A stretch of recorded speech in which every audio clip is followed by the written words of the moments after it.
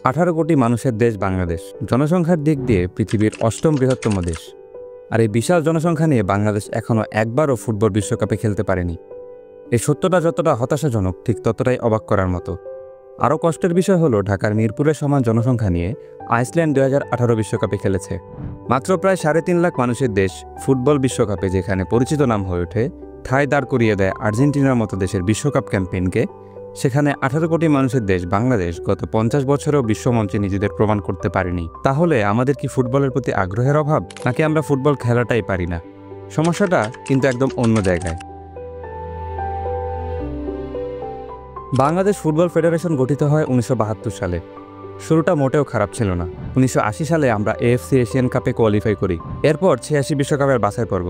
এই পর্যন্ত আমাদের সবচেয়ে ভালো বাছাই পর্ব অভিযানটা কিন্তু সেবারই হয়েছিল, যেখানে আমরা ইন্দোনেশিয়া আর থাইল্যান্ডকে হারিয়ে গ্রুপে কিছুটা হলেও লড়াই করেছিলাম। 95 সালে বাংলাদেশ মিয়ানমারে অনুষ্ঠিত 4 জাতি টুর্নামেন্ট টাইগার কাপের শিরোপা জেতে, প্রথমবারের মতো কোনো আন্তর্জাতিক শিরোপা জেতে বাংলাদেশ। 1999 সালে আমরা সাউথ এশিয়ান গেমসে ফুটবলে গোল্ড মেডেল জিতি। 2003 সালে আমরা জিতি সাফ চ্যাম্পিয়নশিপ, যা এখনও পর্যন্ত আমাদের ফুটবলের সবচেয়ে উজ্জ্বল মুহূর্ত।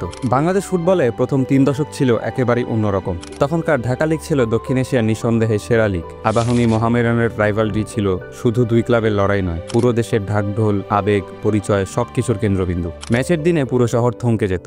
অনেকেই ভুলে গেছে, কিন্তু 1980 থেকে 2000 সাল, প্রায় 2 দশক সময় ধরে ফুটবলই ছিল বাংলাদেশের নাম্বার 1 স্পোর্ট। আজকের ক্রিকেটের মতো মিডিয়া, স্পন্সর, দর্শক সবই ছিল ফুটবলকে ঘিরে। তাহলে এই দেশ কাঁপানো ফুটবল কালচার হঠাৎ করে কোথায় হারিয়ে গেল? একসময় যেই লিগে আন্তর্জাতিক তারকারা খেলতে আসতো, সেই লিগ কিভাবে ধীরে ধীরে আজকের অনুজ্জ্বল বাংলাদেশ ফুটবল লিগে পরিণত হলো? এর উত্তর একটাই: সিস্টেমেটিক অবনতি। সাফ সাফল্যের পর ধীরে ধীরে ফুটবলকে উল্টো পথে ঠেলে দেওয়া শুরু হয়। সবচেয়ে বড় ভুল ছিল এই সাফল্যের পর কোনো অবকাঠামোগত বিনিয়োগ না করা। এই সময় ফুটবলে আরেকটি মারাত্মক সমস্যা ঢুকে পড়ে। ফেডারেশনের নেতৃত্ব ক্ষমতার পালা বদলের সাথে পাল্টে যেতে থাকে, যার ফলে এক এক নেতৃত্ব এক এক পরিকল্পনা নেয়, আর কোনো পরিকল্পনায় বেশি দিন টেকে না সীমাহীন দুর্নীতির কারণে। একই সঙ্গে ভিউয়ারশিপ কমে যাওয়ায় কর্পোরেট স্পন্সররা একে একে ফুটবল থেকে বিদায় নিতে থাকে। বিশ্বকাপ বাছাই পর্বে আমরা একের পর এক প্রথম রাউন্ডে বাদ পড়তে থাকি। এই সময়টায় ফুটবল তার স্বর্ণযুগের সব আলো হারাতে শুরু করে। 1997 সালে বাংলাদেশ আইসিসি ট্রফি জেতার পর পুরো দেশের স্পটলাইট ক্রিকেটের দিকে ঘুরে যায়। মিডিয়া, স্পন্সর, ব্রডকাস্টার সবাই ক্রিকেটকে ভবিষ্যতের বিনিয়োগ হিসেবে দেখে, আর ফুটবল ধীরে ধীরে চলে যায় পর্দার আড়ালে। আমাদের ফুটবলের সবচেয়ে অপমানজনক মুহূর্ত আসে 2016 সালে, ভুটানের কাছে 3-1 গোলে হেরে। এই হার শুধু মাঠের হার ছিল না, এই হারের পর প্রায় 2 বছর বাংলাদেশ ফুটবল থেকে নির্বাসনে থাকে। সেই পতনের ঢেউয়ে 2018 সালে আমরা নেমে যাই ইতিহাসের সবচেয়ে বাজে র্যাঙ্কিংয়ে, 197 নম্বরে। তবে গল্পটা পুরো অন্ধকার নয়। সাম্প্রতিক বছরগুলোতে একটু একটু করে ঘুরে দাঁড়ানোর ছাপ দেখা গেছে। নভেম্বর 2025-এর র্যাঙ্কিং অনুযায়ী বাংলাদেশ এখন 180 নম্বরে, যা গত 9 বছরের মধ্যে সর্বোচ্চ অবস্থান। মালদ্বীপকে হারিয়ে দ্বিতীয় রাউন্ডে ওঠা, লেবাননের সঙ্গে ড্র, ভারতের বিরুদ্ধে সাম্প্রতিক জয়, এসব ছোট ছোট জয়ে দেশ জুড়ে আবার ফুটবল উত্তাপ ফিরে এসেছে। হামজা চৌধুরী, কিউবা মিচেল বা সামিত সোম, এই নতুন মুখগুলো আগুন ছড়াচ্ছে। হামজা চৌধুরী, কিউবা মিচেল কিংবা সামিত সোমের মতো প্লেয়ারের অন্তর্ভুক্তি অবশ্যই দলের জন্য ইতিবাচক, কিন্তু এসবের কিছুই একটি দেশের ফুটবল রাতারাতি বদলে দেওয়ার মতো নয়। বাংলাদেশ ফুটবলের সবচেয়ে বড় বাধা হলো অবকাঠামোর সংকট এবং অর্থনৈতিক বৈষম্য।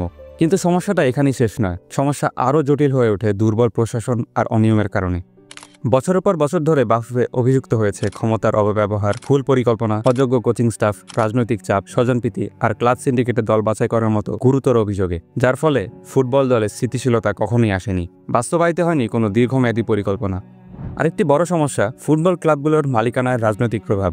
বিশ্বে যেখানে ক্লাব পরিচালনা হয় ব্যবসায়িক পরিকল্পনা দিয়ে, সেখানে আমাদের অনেক বড় ক্লাব চালায় রাজনৈতিক ব্যক্তিত্বরা। ফলে ক্লাবগুলো প্রফেশনাল হয় না। সবকিছু মিলেই দেশের ফুটবল ধীরে ধীরে স্থবির হয়ে পড়ে। আমাদের ডোমেস্টিক লিগ বাংলাদেশ ফুটবল লিগও ফুটবলকে এগিয়ে নেওয়ার মতো শক্তিশালী প্ল্যাটফর্ম হয়ে উঠতে পারেনি। এমন একটা পরিবেশে আন্তর্জাতিক মানের ফুটবলার তৈরি হওয়া অসম্ভবই বটে। সবচেয়ে বড় বিপর্যয় দেখা যায় গ্রাসরুট লেভেলে। 2021 সালে এলিট একাডেমি চালু হলেও সেটি একটি বিচ্ছিন্ন উদ্যোগ বলে বিবেচনা করা যায়। স্কুল কলেজ ভিত্তিক খেলোয়াড় খোঁজার কোনো সংগঠিত নেটওয়ার্ক নেই। আর বাস্তবতা হলো, ছোটবেলা থেকে কোনো শিশু ফুটবলার হয়ে গড়ে ওঠার স্বপ্ন দেখে না, কারণ ফুটবলে নেই ভবিষ্যৎ। আর জাতীয় দলে খেলতে চাইলে হয় সিন্ডিকেট ভাঙতে হয়, না হয় সিন্ডিকেটের অংশ হয়ে যেতে হয়। বিশ্ব ফুটবল কিন্তু প্রমাণ করে দিয়েছে, অর্থই সাফল্যের একমাত্র শর্ত নয়। স্ট্রাকচার থাকলে ছোট দেশও বড় স্বপ্ন পূরণ করতে পারে। জাপান যে লিগ চালু করে 1993 সালে, মাত্র 20 বছরের ব্যবধানে দেশটি 4 বার বিশ্বকাপে নকআউটে গেছে। আইসল্যান্ডের জনসংখ্যা মাত্র 3.5 লাখ, ঢাকার 2-3টা ওয়ার্ডের সমান মানুষ। অথচ তারা 20 বছরে 60টির বেশি ইনডোর টেকনিক্স সেন্টার তৈরি করেছে। আর তার ফল 2018 বিশ্বকাপ। মরক্কো ফুটবল একাডেমি তৈরি করে আফ্রিকায় রীতিমতো বিপ্লব ঘটিয়ে ফেলেছে। বার্সেলোনা, পিএসজির মতো ক্লাবের একাডেমি আছে এখন মরক্কোতেই। তারা এখন বিশ্বকাপের সেমিফাইনালে খেলে, আফ্রিকান নেশনস কাপ, অনূর্ধ্ব-20 বিশ্বকাপ জেতে। তাহলে প্রশ্ন ওঠে, বাংলাদেশ কি কখনো বিশ্বকাপে খেলতে পারবে?